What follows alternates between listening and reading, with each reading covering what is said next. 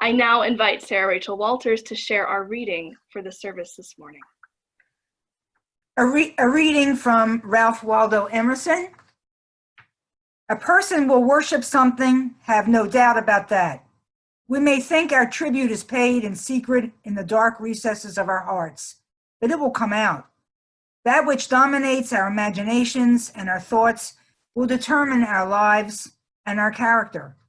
Therefore, it behooves us to be careful what we worship. For what we are worshiping, we are becoming.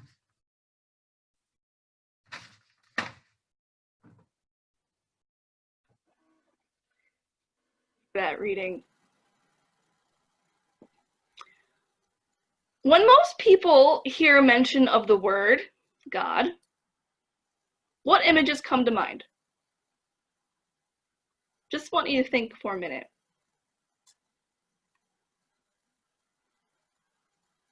Is it possibly a bearded white guy in the sky? Tends to be often an image that gets pushed, at least, around understandings of God across different traditions. But what if God was a, well, color?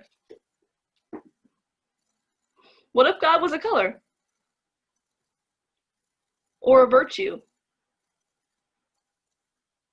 Or a woman? Or a genderless presence?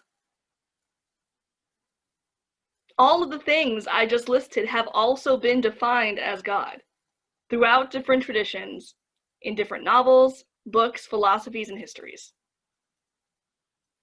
Often the loudest, strongest images of God have been used by the loudest voices in power, those who are trying to define and restrict exactly what God can be, to help cement their own foundation of power and possibly their own voices and agendas. That's why it's important for me to look across the wealth of religious traditions, the very vast diversity of all the ways people have defined the Holy One, the source of life, the divine, or God. God is understood in Abrahamic religions meaning Islam, Judaism, and Christianity. It tends to be a personal God, meaning a being or an entity that can have a personal relationship with human beings, a presence that knows our prayers and our innermost thoughts. In Islam, it's told that God knows you and is even closer to you than your jugular vein. However, in all of these traditions, Islam, Christianity, and Judaism, there are also different understandings of God.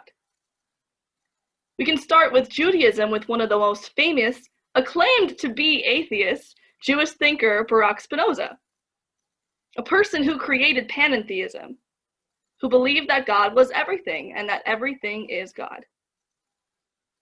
For Baruch Spinoza, God could be interchanged with existence or nature. In Islamic Sufism, much like other mystic or monastic traditions, there's an inward focus. It's not just a personal God, it's understanding that within yourself is the existence of God, getting in touch with that transcendent embodiment of God as yourself. And in different religious traditions that are not Abrahamic, they have different beliefs of creators, of multiple gods, about the force and presence of the divine. There are some theologians, like Paul Tillich, who talk about God as the ground of being, that grounding or foundation to reality. Or maybe our own Unitarian Universalist theologian, James Luther Adams, who talks about God as, quote, the inescapable, commanding reality that sustains and transforms all meaningful existence.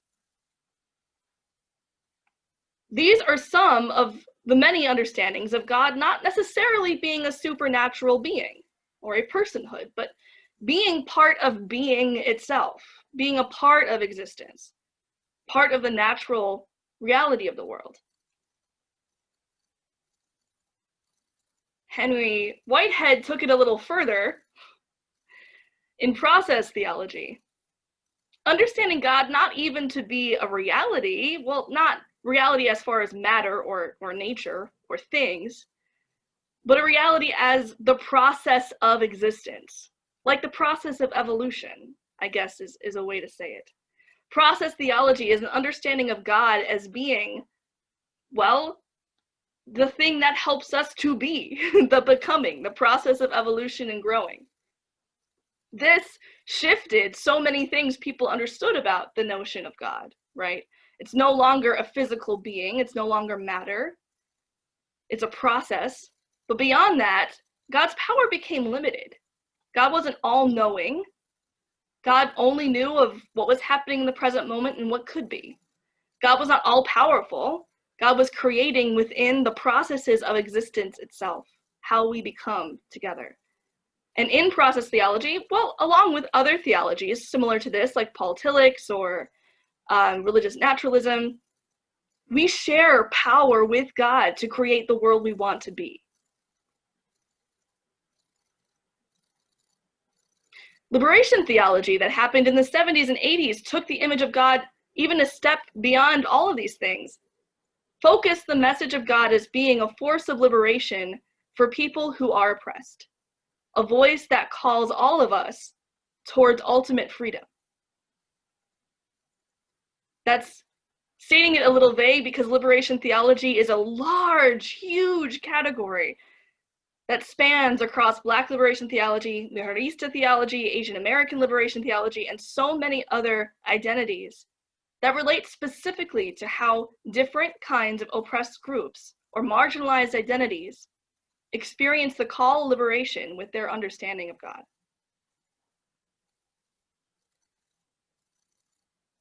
And these don't even paint the images of God, right?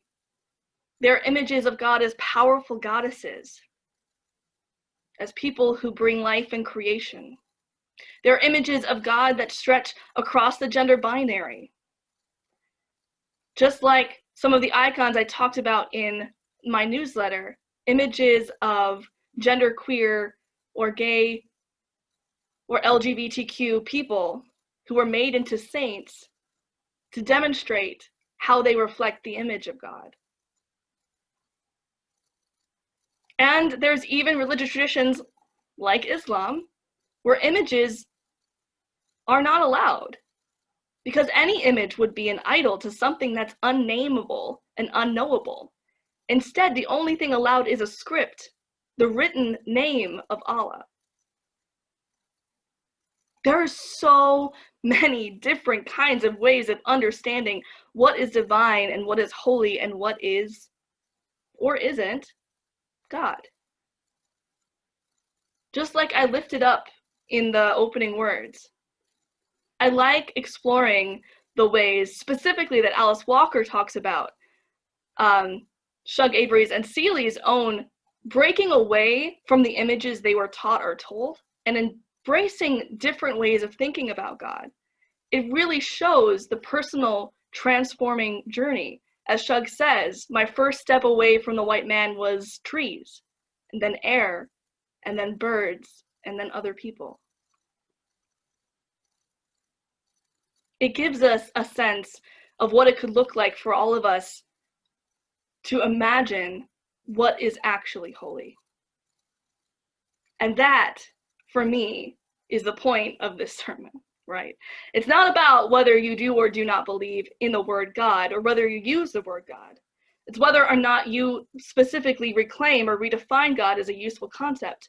But I believe everyone needs to have the theological and religious literacy to be able to engage in conversations about what is holy and what is meaningful, about why it doesn't make sense for God to be one thing, or why it does make sense to expand or experiment with our understandings of God. Why is that important? Because of what we quoted or attributed to Ralph Waldo Emerson saying, that people will worship something. And in our society today, there are people ready to have people worship something. Our society has a lot of gods ready for us to worship, trying to prime people to worship. This can look into hero worship, how we elevate particular individuals. This can look like different understandings of society that are important to us, whether that be how we value ourselves based on our productivity or our money. There are a lot of things out there claiming to be of ultimate importance. And we all have to be willing to experiment and name, well, what actually is? This isn't new either. This has roots in other traditions. Yeah, I'm going to go on a little tangent here. And I'm going to use the example of the Bible because it's what I know best, having been taught in a Union Theological Seminary, a Christian seminary. In the Christian tradition, at the time when Jesus was coming to rise, right, we know another word for Jesus, Son of God. Well, there was another Son of God in the Roman Empire, and that was Caesar. Caesar made himself out to be a son of the Greek gods, Zeus particularly, and he had statues of himself placed at every single new city that he conquered. He actually had people pay him homage, both outside of Greek temples and throughout the world. Someone who made themselves in the image of God, right? And here comes a new tradition that says, no, actually, maybe that's not what God looks like. Maybe God looks like something else.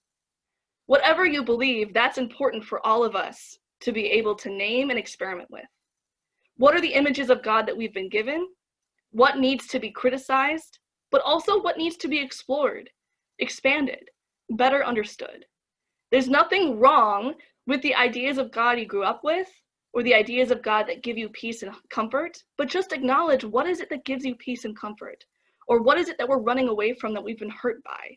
Name those things because they're still present in our society, because they still have power over how people motivate each other, over how people dictate politics and policies, over how we treat other human beings. As a Unitarian Universalist, I want to empower everyone, regardless of your beliefs, whether you're atheist, Christian, Jewish, whatever you are, to play with notions of what is divine, to be able to give yourself freedom to look at what is ultimately meaningful. Not to say what you should believe in, but so that we can all be better prepared to denounce the kinds of idols that our society is going to be giving us. Whether that looks like someone who is standing in front of a microphone as if he is not sick at all, breathing really, really hard as if illness has not touched him. Whether that looks like ways that people in commercials may pronounce that you have to be beautiful. Whether that looks like people who say, only if you make so much money, you need to pull yourself up by your bootstraps. What is it that is actually ultimately meaningful in life? Is it the ground of being, existence? Is it love, the ways we care for each other? Is it our call for justice? Is it the beauty of being mortal? The humility of knowing that we will live and die? Is it the all of this beautiful existence, our universe, the stars and earth? All of these things have been named holy by different traditions. And all of these things can be made into things that are meaningful and ground us. Whatever you believe, just be willing to investigate what you worship. Because what we worship, we are becoming. Bring many, many, many names. May it be so.